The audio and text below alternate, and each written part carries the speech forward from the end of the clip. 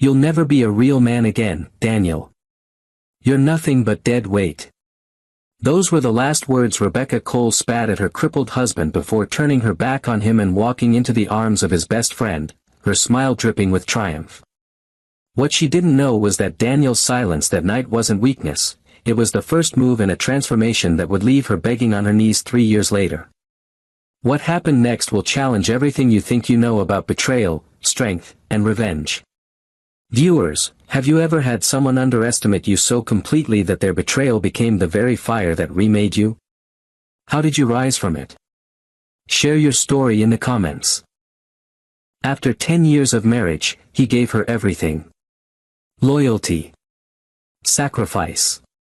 Even his strength, until an accident left him crippled. And how did his wife repay him? With betrayal. One stormy night, he walked away quietly, leaving behind the woman who mocked his weakness. But 3 years later, that same woman came crawling back, begging for the man she once threw away.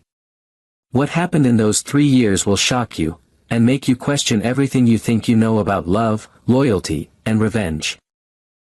The night was quiet, but inside the small suburban home, tension crackled like a storm ready to break. Rain tapped against the window, but it wasn't loud enough to drown out the sound of laughter, the kind that sliced deeper than any blade. Daniel Whitmore, leaning on his crutches, froze in the hallway. His legs, weakened since the accident at the factory years ago, trembled under his weight. He had come to surprise his wife with her favorite tea, chamomile, just the way she liked it.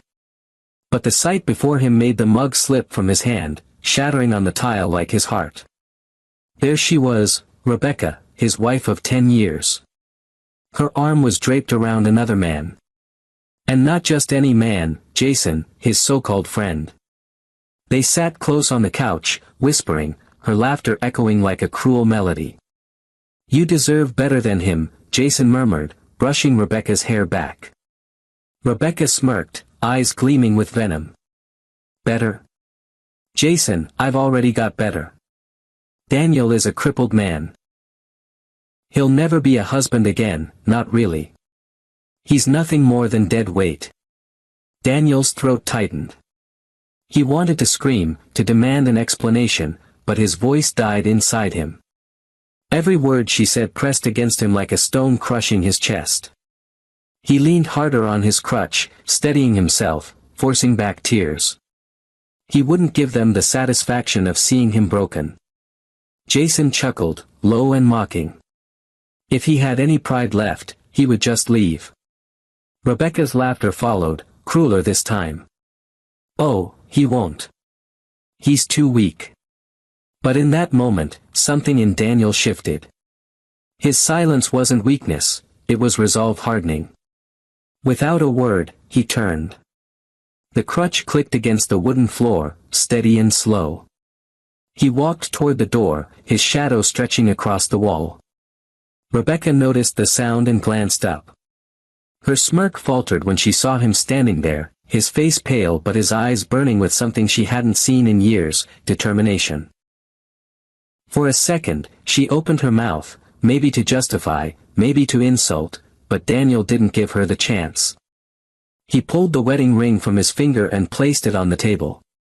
The metal clinked softly, but the sound rang louder than any thunder. His hand shook, but his back remained straight. Without a word, he opened the door. Rain blew inside, cold and bitter, but Daniel stepped into it without hesitation. Rebecca's voice followed, sharp and panicked now, "Daniel. Where are you going?" He didn't answer. The night swallowed his figure as he disappeared into the storm, his crutches dragging against the pavement. Inside, Jason frowned. "Let him go. He won't survive without you." Rebecca forced a laugh, though her voice cracked. "Exactly. He'll come crawling back." But outside, Daniel whispered to himself, his jaw set tight. "I may be broken, but I will not be weak. Not anymore." The storm raged around him, but for the first time in years, Daniel felt free. Morning sunlight spilled into the Whitmore living room, illuminating the expensive new drapes Rebecca had chosen. She stood in front of a mirror, lipstick in hand, humming as if nothing had happened the night before. The wedding ring Daniel left behind glimmered on the table, but she ignored it like a forgotten coin. Jason, shirt half-buttoned, stretched lazily on the couch. "You're glowing," he said with a grin. Rebecca smirked, adjusting her pearl earrings. "Of course I am. For the first time in 10 years, I'm free. No more dragging around dead weight. Daniel was a burden I carried out of pity. Now I can finally live." Her voice was sharp, rehearsed, as though convincing herself as much as Jason. She took his arm and strutted out into the neighborhood. Heads turned as they passed, whispers following in their wake. Some neighbors forced polite smiles, others exchanged looks heavy with judgment. "Isn't that her husband's friend?" one old woman muttered to another. Rebecca lifted her chin higher, pretending not to hear. Pride was her armor. Gossip couldn't touch her, or so she thought. That afternoon, Rebecca threw a lavish party. Music pounded, glasses clinked, and laughter echoed through the house. She flaunted Jason proudly, introducing him as if he had been her true husband all along. "This is the man who knows my worth," she declared to her guests, her voice rising above the chatter. "Not like Daniel, who, well, you all know." Laughter rippled, shallow and forced, but it fed her ego. Yet in quiet corners, murmurs grew. She tossed her crippled husband aside for his friend, someone whispered. "Heartless." A younger neighbor asked softly, "Where's Daniel now?" Rebecca's jaw tightened, but she drowned the question with another glass of wine. Later that night, after the guests left and the music died, Rebecca sat alone on the sofa. The house felt emptier than before, despite Jason dozing upstairs. The silence pressed against her ears. Her eyes drifted to the table where Daniel's ring had once been. The surface looked bare, cold. She shook her head violently, pushing away the strange ache rising in her chest. Jason came downstairs, rubbing his eyes. "Why are you brooding? You got what you wanted." "I'm not brooding," Rebecca snapped. "I'm celebrating." She forced a laugh, but it rang hollow. Jason raised a brow. "Then celebrate quietly. I've got an early meeting tomorrow." He kissed her cheek half-heartedly and walked back upstairs, leaving her alone in the vast living room. The grandfather clock ticked in the corner, each second louder than the last.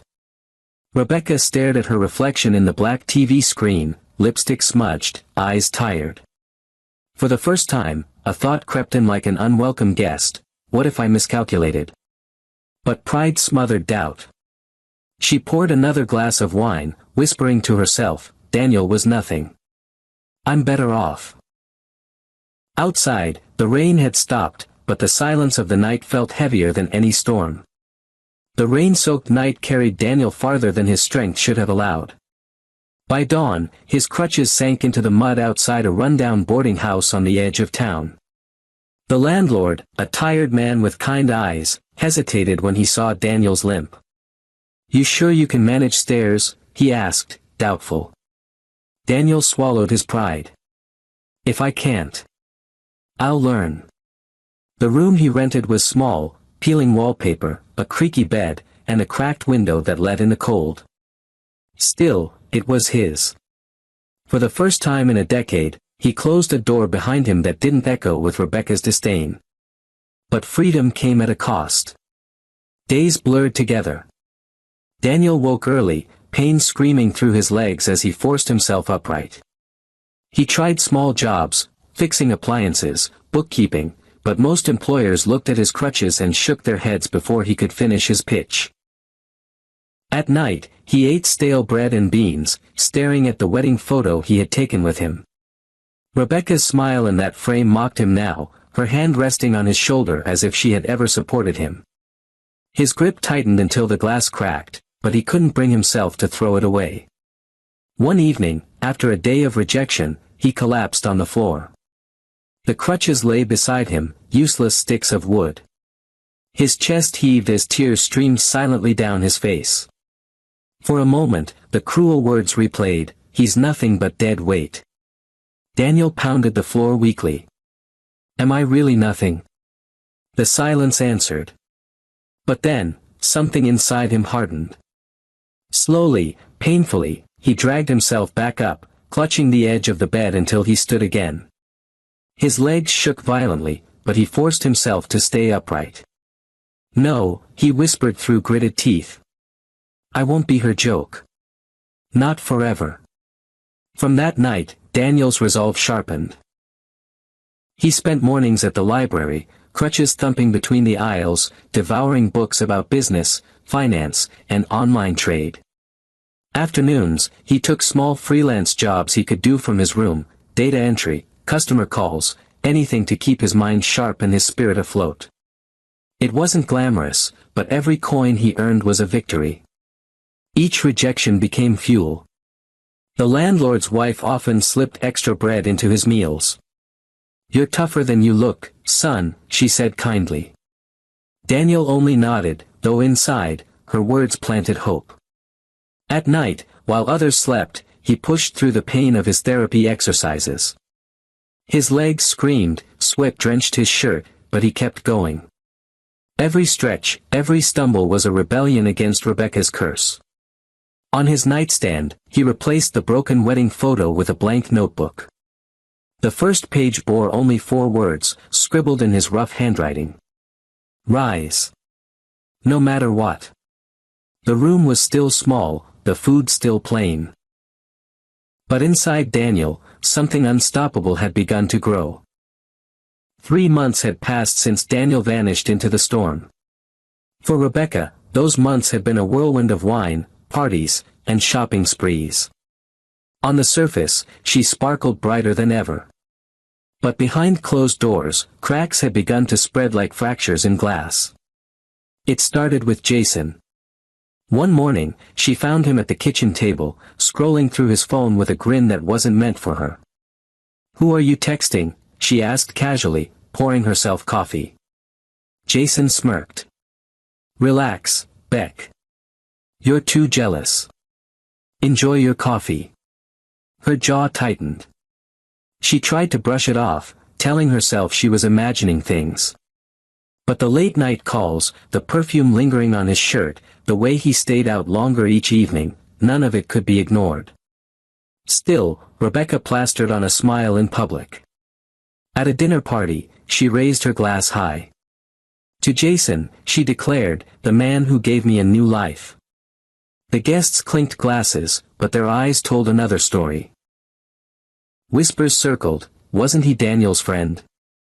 Didn't she leave her husband for him? The words stung, but she drowned them in champagne. Pride was her shield. Yet pride couldn't pay bills. Jason's business ventures weren't as successful as he bragged. The rent came late, debt stacked high, and creditors began calling. Rebecca sold off jewelry she once flaunted, insisting it was just to upgrade later. But in truth, the money was slipping through her fingers like sand. One evening, she confronted Jason. "We're running low. What's your plan?" He leaned back, lighting a cigarette. "Don't worry about it. You've always had a taste for luxury, Rebecca. Maybe it's time you adjust your standards."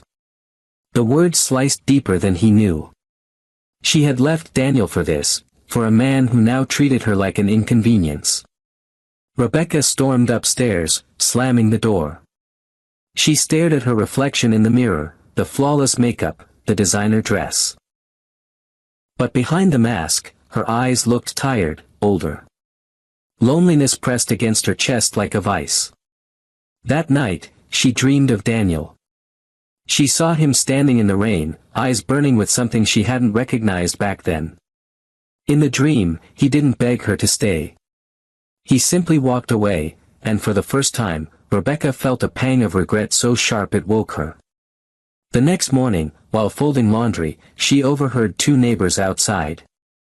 "Poor Daniel," one said softly. "He gave her everything, and she threw him away." "Yes," the other replied, "but maybe it's a blessing. I hear he's trying to rebuild." Strong man, that one. Rebecca froze, the shirt in her hands trembling. Strong. Rebuilding? She forced a laugh, though no one could hear it. He's nothing without me, she told herself. He can't be. But deep down, unease crept in. For the first time since he walked away, she wondered if Daniel's silence had been more powerful than her scorn. Daniel's days had become a blur of discipline. Pain was a constant companion, but so was determination. Every morning, he dragged his aching legs out of bed and pushed through his exercises. His arms grew stronger, his frame leaner, his eyes sharper. Still, money was thin, and the world rarely gave chances to broken men. That is, until one afternoon at the public library. Daniel sat hunched over a dusty computer, scrolling through business forums. He had been teaching himself everything from online trading to small-scale e-commerce. His notes filled an entire notebook, pages of figures and strategies. A voice interrupted him. "You've been here every day for weeks," said an older gentleman with silver hair and a tailored suit. He set his own stack of books down. "What are you studying so intently?" Daniel hesitated. "Business. Finance. Anything I can get my hands on." The man studied him for a moment. "And why?" Daniel straightened, his voice steady. "Because I refuse to stay broken. My body may be weak, but my mind isn't. I'll find a way to build something of my own." The man's lips curved into a faint smile. "Good answer. Name's Charles Morton. I run a logistics firm. Maybe you can put that mind of yours to use." That meeting changed everything. Charles gave Daniel his first real opportunity, handling online accounts for a small branch of the company. The work was tedious at first, spreadsheets, inventory tracking, but Daniel threw himself into it with precision. Within weeks, Charles noticed. "You've got a knack for strategy," Charles said one evening. "Ever thought about consulting?" Daniel shook his head. Who would take advice from a crippled man? Charles leaned closer, eyes firm. "Anyone who cares about results. Don't let that word define you." Encouraged, Daniel expanded. He began freelancing for startups, helping streamline their budgets, marketing, and logistics. Slowly, payments trickled in. Then grew. Within a year, he had built a network of clients who trusted him, not out of pity, but respect. At night, he no longer stared at Rebecca's photo. Instead, he wrote in his notebook. This time, the pages weren't filled with dreams, they were filled with numbers, projections, profits. And there was something else. His therapy exercises bore fruit. His steps were still heavy, aided by polished new crutches, but his gait was steadier. Each walk down the street felt less like survival and more like victory. Children in the neighborhood even began calling him Mr. Whitmore the Fighter. One evening, standing on a hill overlooking the city lights, Daniel whispered to himself. "She said I was nothing, but look at me now. This is just the beginning." The wind carried his words, but deep down, he knew, his turning point wasn't just survival. It was the start of a future so bright Rebecca wouldn't recognize the man she threw away. 3 years passed. The city had changed. New high-rises, bustling markets, sleek cars replacing old jalopies, but none of it compared to how Daniel Whitmore had changed. On a warm spring evening, the grand ballroom of the Harrington Hotel glittered with chandeliers. A charity gala was underway, attended by business leaders, politicians, and socialites. Rebecca arrived clinging to Jason's arm, though their smiles looked painted on. Their finances had collapsed, yet appearances had to be maintained. As she sipped champagne, Rebecca whispered sharply, "Smile. People are watching." Jason rolled his eyes, already scanning the room for other women. Then, a hush rippled through the crowd. Heads turned toward the entrance. The doorman announced, "Mr. Daniel Whitmore." Rebecca's glass froze midair. The man who stepped through the doorway barely resembled the broken husband she once mocked. He wore a tailored navy suit that fit his frame like it was crafted for him alone. His shoulders were broad, his posture upright, his polished crutches gleaming like silver in the ballroom lights. He didn't hobble, he moved with quiet authority, each step deliberate, commanding. Gasps echoed. A banker whispered, "That's Whitmore. He's the man behind Morton Logistics turnaround. Built his own consultancy too. Brilliant strategist." Rebecca's ears rang. Morton Logistics. Consultancy. The words tangled in her mind. Daniel greeted Charles Morton with a firm handshake, his calm smile radiating confidence. Cameras flashed as journalists hurried to capture photos of the man whose name had become synonymous with resilience. Jason leaned toward Rebecca, his voice low. "Wait, isn't that?" Rebecca cut him off, her voice barely audible. "It can't be." But her trembling hand betrayed her. Daniel's gaze eventually swept across the room, landing on them. For a moment, time stopped. Rebecca's heart pounded. She expected rage, bitterness, but his eyes carried none of that.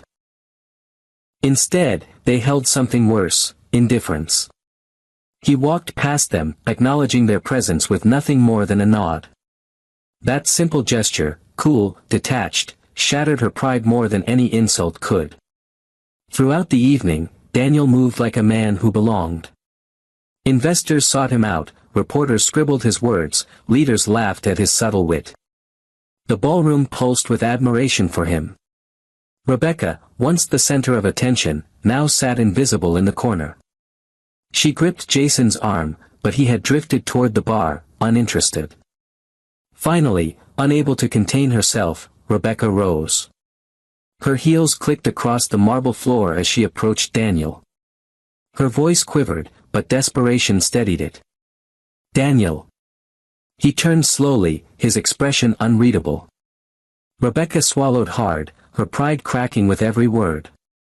I made a mistake." A hush fell again. Eyes darted between them, this was the confrontation no one expected. Daniel tilted his head slightly, his silence as sharp as a blade. Rebecca's voice broke. "Please, take me back." The entire ballroom seemed to hold its breath. Daniel's face remained calm, but his eyes burned with a quiet fire. For the first time in years, it was Rebecca who was begging. The ballroom air thickened with silence. Forks paused midair, champagne flutes trembled in hands, and all eyes locked onto the scene unfolding at the center. Rebecca Whitmore, once elegant, untouchable, and proud, stood trembling before the man she had thrown away. "Daniel," she whispered again, her voice raw. The name slipped from her lips like a prayer, as if speaking it could erase the years, erase her betrayal. Daniel's eyes met hers, steady and piercing. He didn't move, didn't flinch. His stillness was louder than any scream.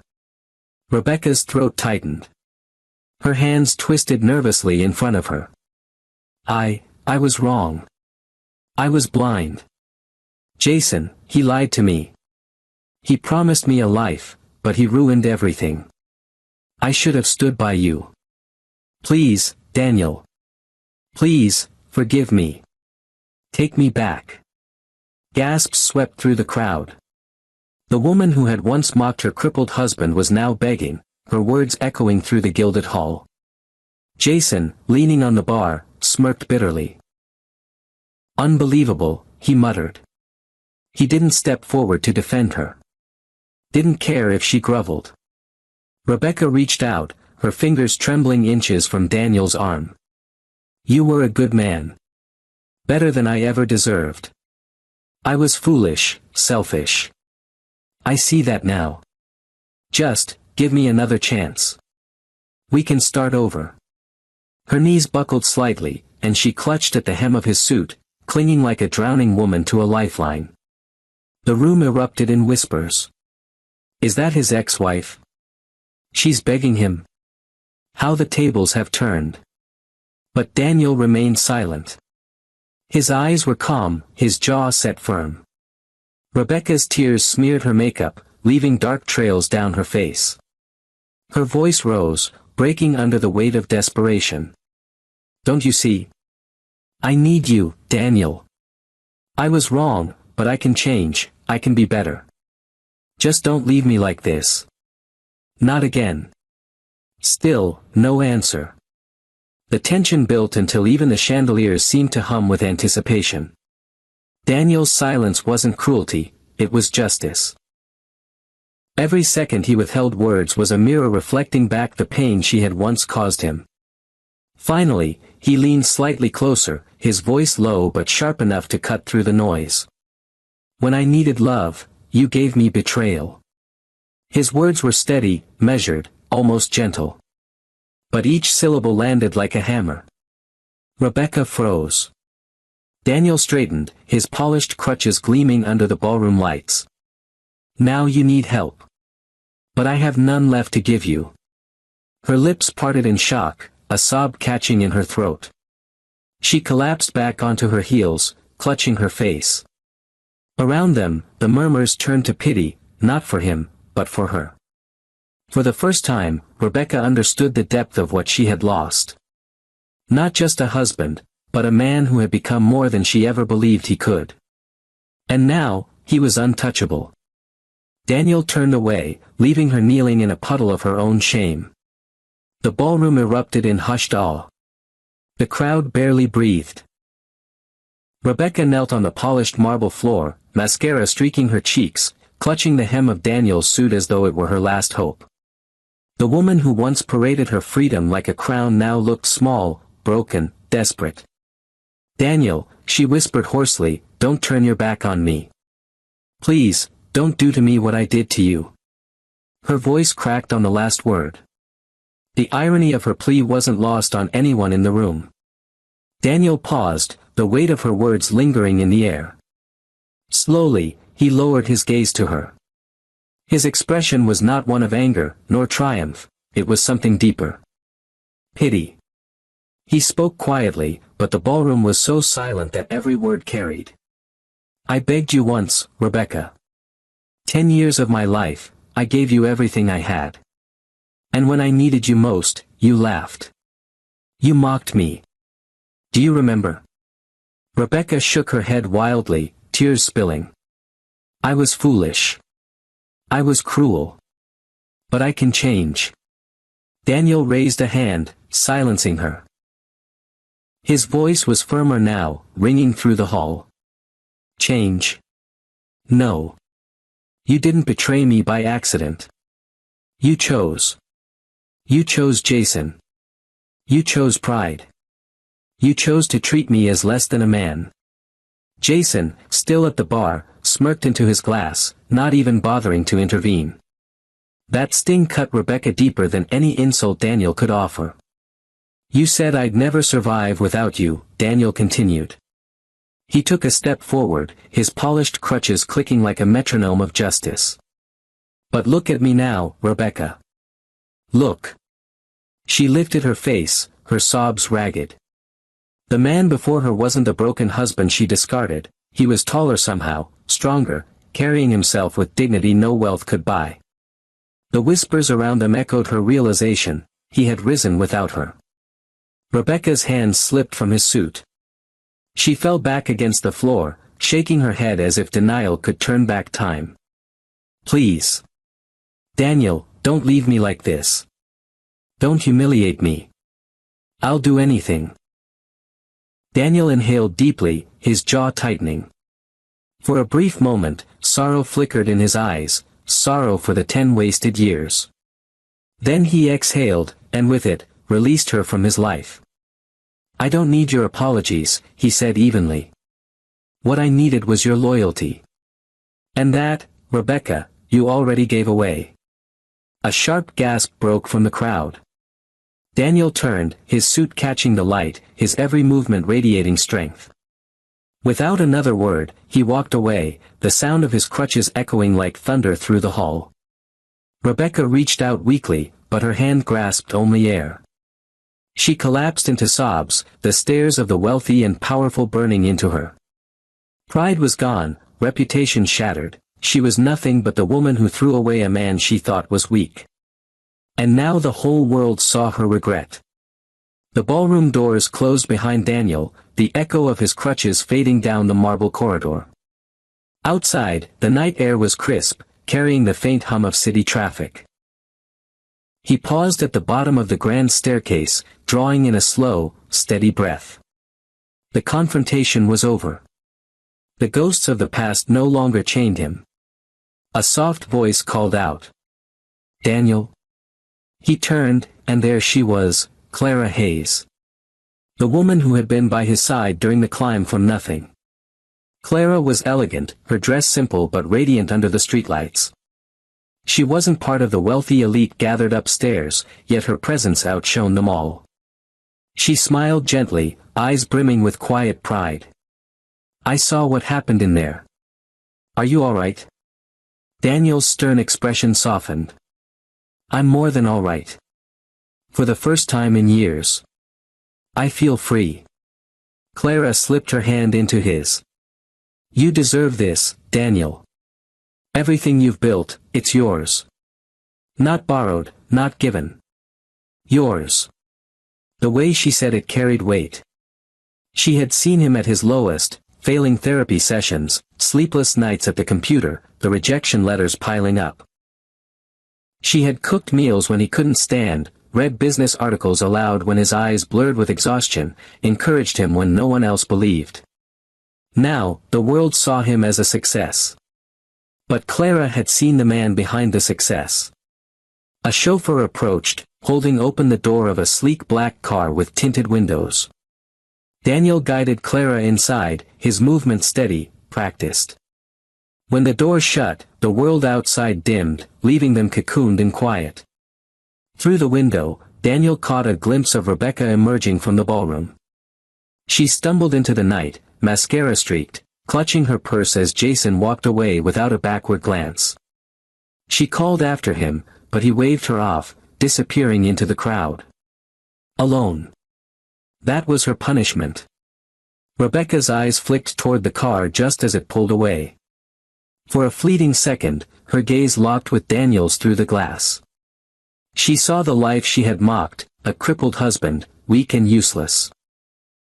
Transformed into a man of power, respect, and love. Her lips trembled as she mouthed his name, but the car rolled forward, carrying him into a future she could no longer touch.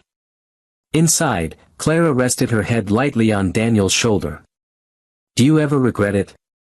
Walking away?" Daniel's hand tightened gently around hers. "No," he said, his voice calm, resolute. "What I regret is wasting so many years on someone who never saw me. But that's behind me now." Clara smiled. "Good.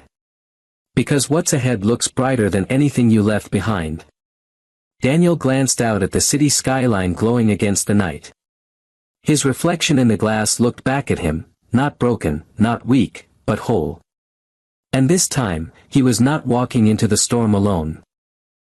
Rebecca sat slumped on the cold hotel steps, her designer gown wrinkled, her makeup ruined by tears.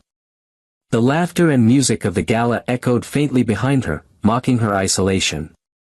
Jason was gone, the last man she thought would stand by her. She clutched her purse like a lifeline, but it held nothing but bills and broken pride. In her mind, Daniel's words replayed like a cruel hymn, "When I needed love, you gave me betrayal. Now you need help, but I have none left to give you." For the first time in her life, Rebecca understood what it meant to be powerless. The woman who once believed herself untouchable had been reduced to a cautionary tale. Meanwhile, across town, Daniel's car pulled into a quiet neighborhood. He stepped out slowly, Clara at his side. Children from the block ran up to greet him. "Mr. Whitmore." "Mr. Whitmore," they called, tugging at his hands. He bent slightly, steadying himself on his crutches, and handed out small wrapped gifts. Donations for the local youth center he funded. One boy looked up at him with wide eyes. "Sir, how did you get so strong?" when you were hurt. Daniel smiled softly, his gaze warm. Because strength doesn't come from what you have, it comes from what you refuse to give up. The boy nodded, holding on to those words like treasure. Clara's eyes shimmered with pride as she watched Daniel speaking life into others, turning his pain into purpose. Inside their modest but warm home, Daniel placed his crutches by the door.